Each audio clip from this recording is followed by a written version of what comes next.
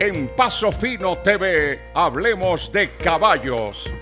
Lo invitamos a nuestros conversatorios con los personajes que escriben la historia.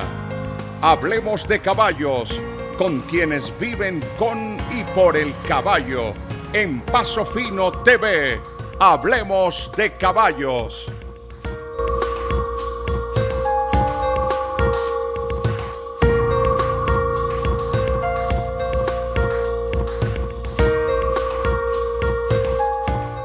Óscar, pasa la experiencia de la Mundial de Cali y entran al ámbito nacional e internacional, lo que hablamos ahora, criaderos que cambiaron la historia del caballo, como el criadero La Luisa, un aporte invaluable, gente como Hernando Mario Restrepo, la Virginia. Y en Antioquia muchos, Don Fabio, Juan David. Don Fabio, Juan David, Pineda, Los Ochoa, Don Hugo Pineda, Germán Vélez. Pues no podíamos, porque no podemos mencionar nombres. Se nos van a quedar nombres sin nombrar, pero ya sabemos que en los 90 la historia del caballo se partió en dos. Entonces ustedes se retiran como jueces y llega la nueva generación de jueces a juzgar. Que son los actuales. Con el tarjetón como los actuales. Entonces terminan la década del 90. Van a Tampa el 99 a la Mundial, van a República Dominicana al 2001, Medellín 2003, San Juan 2005, Jacksonville 2007, Pereira 2009, San Juan 2011, Miami 2013. Y hasta ahí ese momento está funcionando bien el tarjetón. En las mundiales se juzga con 5 jueces o con 3. Pero en lo que ese sistema ya se implanta en Puerto Rico, República Dominicana, Estados Unidos y obviamente Colombia, y ya ustedes se retiran. Ya desde algunos se acogieron al nuevo sistema, Carlos, Luis Horacio Vélez, pero no eran Fernando Rodríguez. Pero no muy activos. No, fueron activos porque en ese momento hubo escasez de jueces, me explico. Bueno, okay. Éramos 41 jueces nacionales en ese momento, 40 y pico, y de los 40 y pico, algunos por su edad, don Eduardo Díaz García, don Julio Enrique Ibaselli, muchos de Bogotá muy adultos se retiraron de por sí y tal, y quedaba otra generación que juzgaba mucho y todo, que se retiró en ese momento. ¿Qué hizo Fedequinas? Hombre, buscó muchachos nuevos que tuvieran capacidad para juzgar, y esa es la generación que actualmente está juzgando.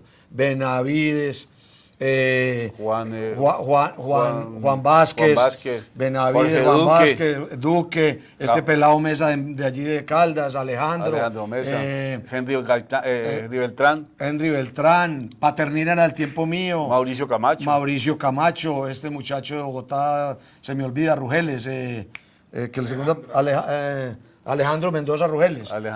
Alejandro, y esa fue la nueva generación, esa fue la que nos reemplazó a nosotros y ya llevan 20 años en la actividad y esos son los que están en el problema de hoy. Entonces ellos están viviendo ahora en el año 2016. Lo que nosotros vimos en el 97. Lo que ustedes vieron en el 97. ¿Cuál, ya desde la tribuna y ya un hombre con experiencia, jugado en las pistas nacionales e internacionales, ya criador de caballos, manejando criaderos importantes, desde la tribuna, desde el punto óptico de un juez, ¿cuáles eran las virtudes que tú le veías o le ves a juzgar con el tarjetón sin el diálogo?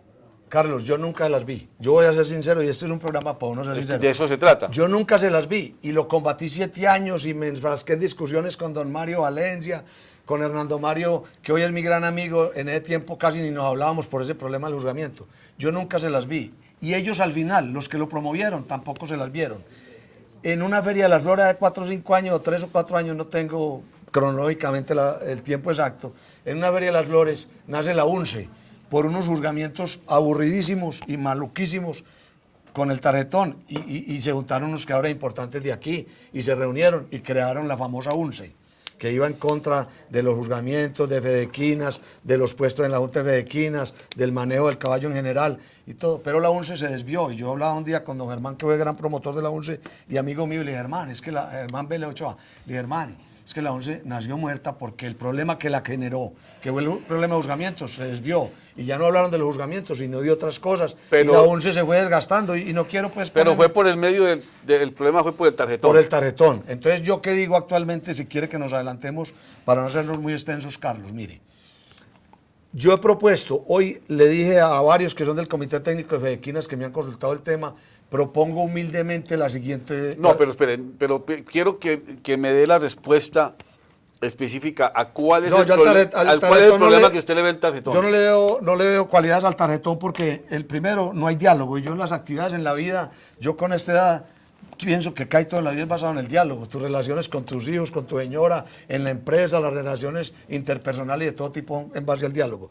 Entonces me explico, como una actividad bastante complicada de observar, con una disparidad de conceptos impresionantes. Te voy a hablar de un caso. Vos te vas a una competencia de trocha hoy, ¿correcto? Y ganas unas yeguas trochadoras que pasan con una potencia horrible por la tabla, machacando una trocha que cuando decíamos los viejos, una trocha quiebracocos. Y unas yeguas aquí pulidas, aquí tipo la Viajera y Yarumalito y esas yeguas, no califican. Porque hay un juez que le gusta la trocha pulida y hay un juez que le gusta la trocha viajera pero potente. Entonces, si hay tanta disparidad de conceptos en la trocha, hay quienes les gusta el paro fino de los americanos, aquí pulidito, de brazos bajitos, sin muchas paticas, pero aquí con una velocidad impresionante. Y hay algunos que les gusta un paso fino que se desplace, que suene natural a toda hora con la música del vino, pero que no sea aquí parqueado. En el fino, en la trocha, en el trote, en todo hay disparidad de conceptos. Entonces, si no hay diálogo, hombre, el tarjetón no tiene razón de ser porque te voy a explicar lo más grave del tarjetón, y es la explicación. Vos muchas veces en los coliseos estás viendo la explicación de una competencia y vos crees que estás en otra parte. O sea, que eso que están explicando no es la realidad. Y muchas veces está diciendo el juez, hay un caballo más reunido, mejor arreglado, con mejor posterior, un caballo que no nos ha pescado, un caballo que fue atento a las órdenes del montador. Y vos decís, va a ganar el caballo 7 y gana el 8. La explicación no coincide, entonces el público de la tribuna se queda maluco, de ahí se generan toda esta pila de cosas y inconformidades y de cosas complicadas. Y la explicación no es coherente. Te voy a decir por qué la explicación del tarjetón no es coherente. Somos 3 jueces nacionales.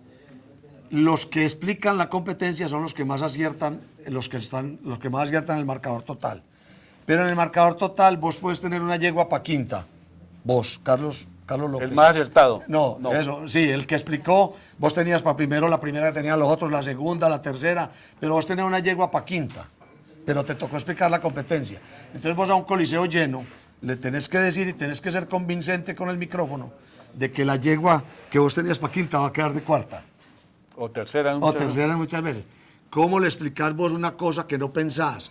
Uno tiene que ser en la vida coherente. Coherencia es decir lo que pensás. Eso se llama coherencia. Y eso no existe con el tarjetón. Con el tarjetón no hay coherencia porque muchas veces un juez tiene que decir que una yegua queda para cuarta cuando él la tenía para quinta. Entonces no es coherente. Entonces el tarjetón, desde el punto de vista filosófico, entraña una falsedad. Porque vos estás explicando lo que no crees. Eso me parece por la... Y yo soy, hombre, ya que estamos en eso y que se han presentado todos esos problemas, en alguna parte, que yo tengo el momento en que creo yo debe haber diálogo, para que no exista lo que está pasando hoy con el tablero. Pero eso me lo explica más adelante. Se lo explico cuando quiera, Greg.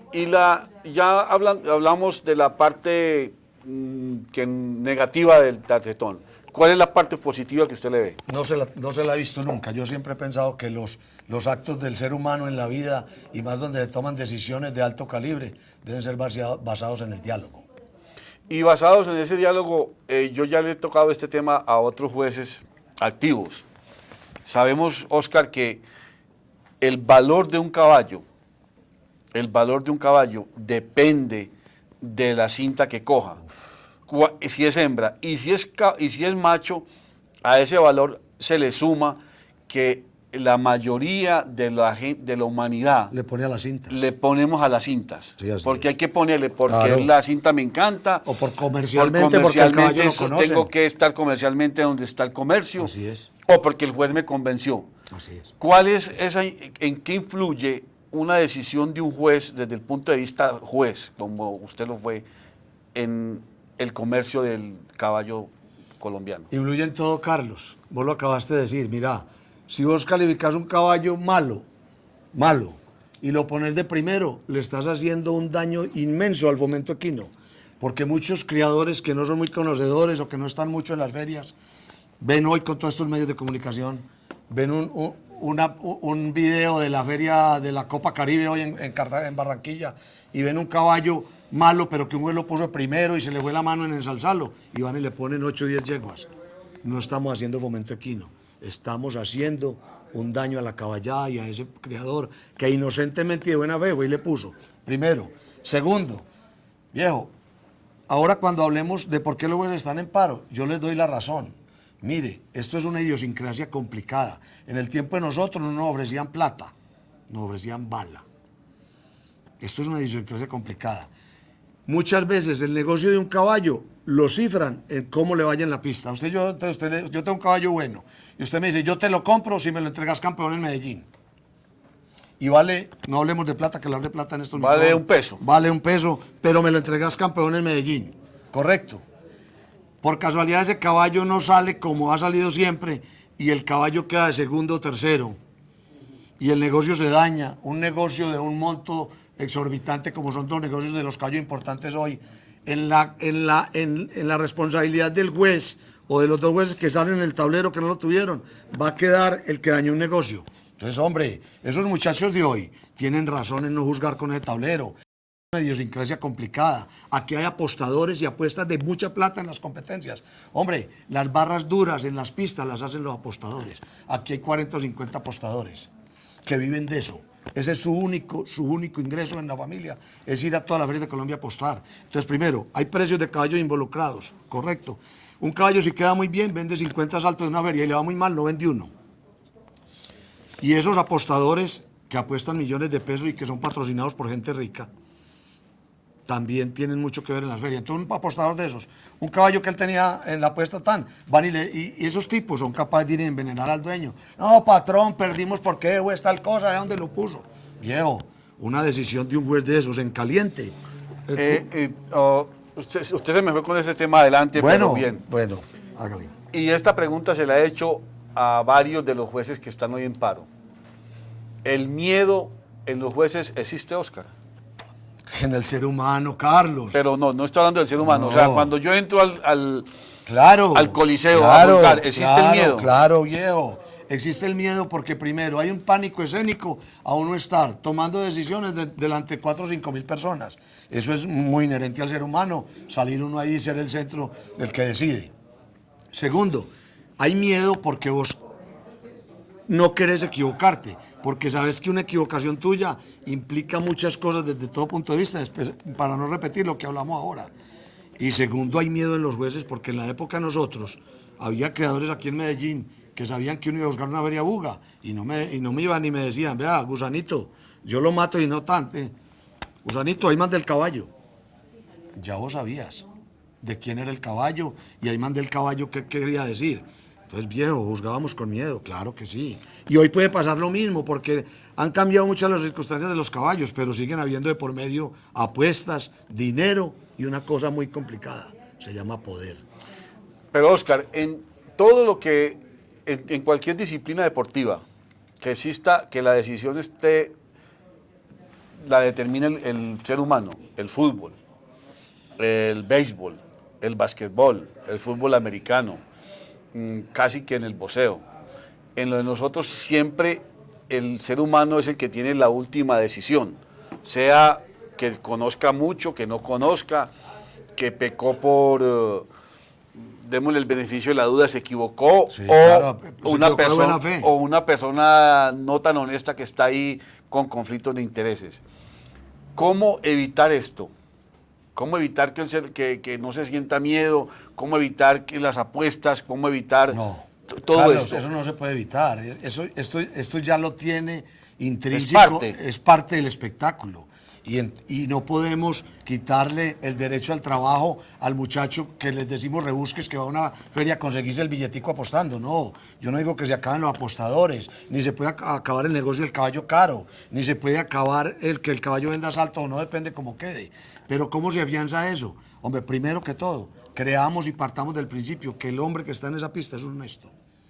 Ayer usted me hablaba de algo muy interesante y es que del juez no se puede dudar. Hombre, no, porque entonces que no esté ahí. Sí, porque exacto, es que el primer requisito para vos ser juez nacional de quinos es que seas una persona de reconocida honorabilidad. Oíme esto, reconocida honorabilidad es que vos puedas ir a cualquier sitio de la ciudad y no digan, hombre, ahí va de Gusano, Oscar Escobar, ese es un pícaro, ese tipo se vende, ese tipo recibe plata. No, vos sos un hombre que pagas tus deudas, que sos un buen vecino, un buen ciudadano, un buen amigo y tal, y sos de reconocida honorabilidad. Entonces partamos del principio que todos esos muchachos que hay en la pista son de reconocida honorabilidad. Entonces yo creo que son honrados. Han habido quiebres que dan por pensar muchas cosas, que eso es un tema para otro programa, lo que pasó en la Nacional de Bogotá con el presidente Bequinas y eso, pero después hablamos del tema. Pero partamos que los que hay hoy son muchachos honorables y señores honorables. Entonces, hombre, el miedo sí existe, pero hay que rodearlos de garantías para que no les pase nada y para que el miedo sea menor. Interesantísimo, Oscar, y creo que en esta poca experiencia que yo puedo tener en las cámaras, muy pocas veces he tenido la oportunidad de hablar de la manera que estamos hablando, francamente y honestamente, porque en conflictos de intereses no tenemos en este momento.